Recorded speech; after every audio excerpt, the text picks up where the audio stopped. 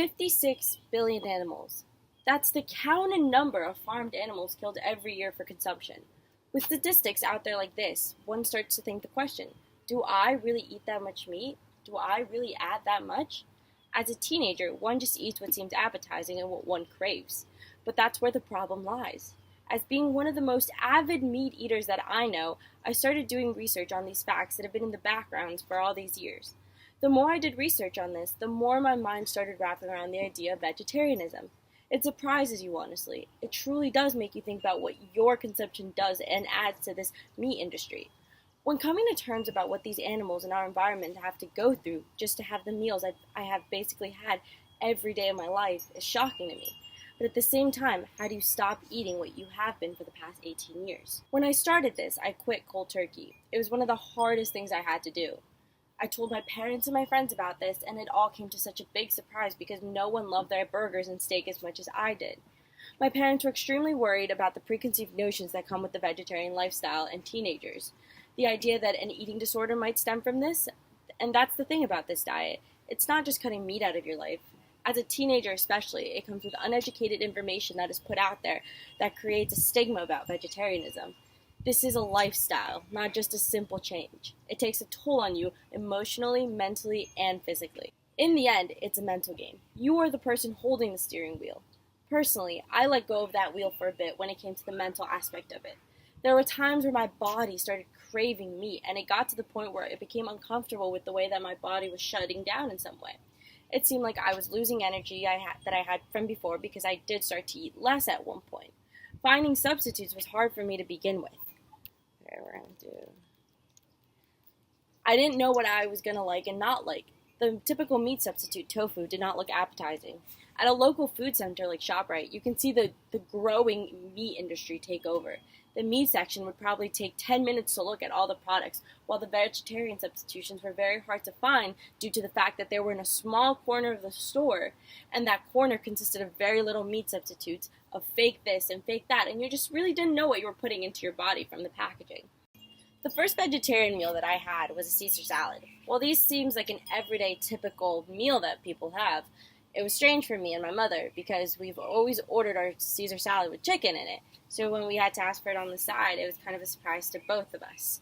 Along with the Caesar salad, I made quinoa with fake ground beef. This was made out of tofu and tempeh.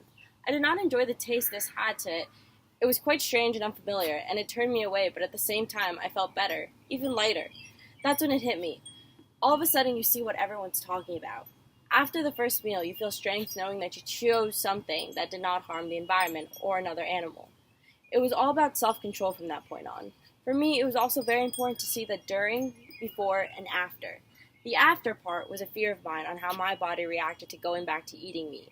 My mom, being a parent and all, was the most fearful of this considering my sensitive stomach. She made me eat meat once throughout the whole 2 months so my body wouldn't completely get used to not eating meat. It was ground beef. This is when I started to feel sick to my stomach and felt terrible. The only thing that made me feel better was generally eating fruitables afterwards. This was a healthy alternative to my meals that filled me up. As the time went on, fruitables and Cliff Bars became a staple meal and snack that kept me going. I did not enjoy the tofu as much, but until I finally learned how to make it correctly. This was also a process that affected my social life. Every time I went out with my friends, it was somewhat difficult and made it kind of seem shameful because of the choices I made. They obviously did not understand, and that's a lesson learned from being a vegetarian. It's that you can't force to have everyone understand what you're doing. You do what you do for your own values. The experiment of going vegetarian ended right before going on my trip, where I knew it would be too difficult because I wouldn't be making my own food. But the value and lessons did not end there. The thing about this whole experience is what one takes out of it. Being a teenager and vegetarian or vegan almost seems like a trend nowadays. It is not done because of morals or a healthier lifestyle. Everyone's just jumping on the bandwagon because they see that's what everyone else is doing. According to the Vegetarian Resource Group, only 5.3% of people of ages 18 to 34 out of 2,015 adults are vegetarian. And even more shockingly low,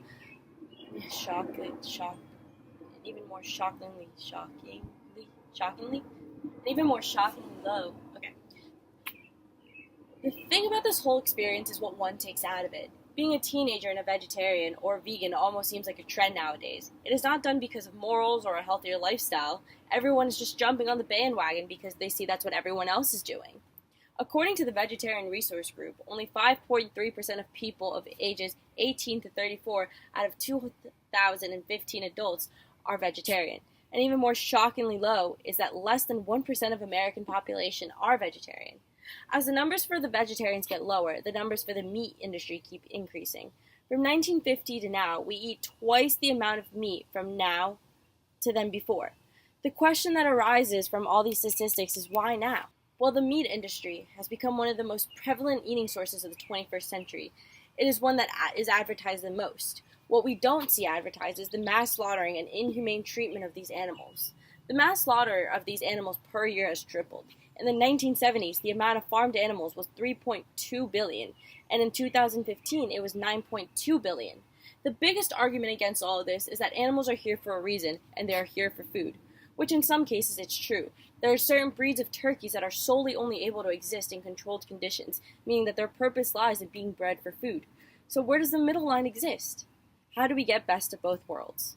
The only answer for that is based on you. For me, it was all based on what made me feel good and my morals. Being sensitive to the amount of food I eat and the type of food I eat in general, going vegetarian genuinely helped that part of me. But there was also that part of me that loved burgers and steak and all the stuff I grew up eating that was customary in my house on a regular basis, or it was part of a tradition for a holiday. I wasn't ready to give that up completely. That's when I created the notion that this trend is always going to be a trend unless you make it your own. Eating meat for me was a necessity, but this taught me that certain types of meat, such as red meats, made me feel worse than others, or that I could do without eating a significant amount of certain types of meat. I was not the biggest fish person before this project, but afterwards, the health benefits that root from eating fish versus eating any other type of meat are significantly better. When I go out to restaurants, I try my hardest to go with the vegetarian or pescatarian option unless I am craving something that contains chicken or red meat in it.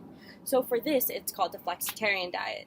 I believe that animals should be treated more humanely. I believe that the earth deserves better than the pollution that is put out there by these mass slaughterers.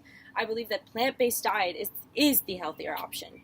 But I also believe in my own morals. I believe that even though I am not a full-time vegetarian, that I'm lessening pollution, the support of animal humanity, keeping my body clean, and even saving money in some sense.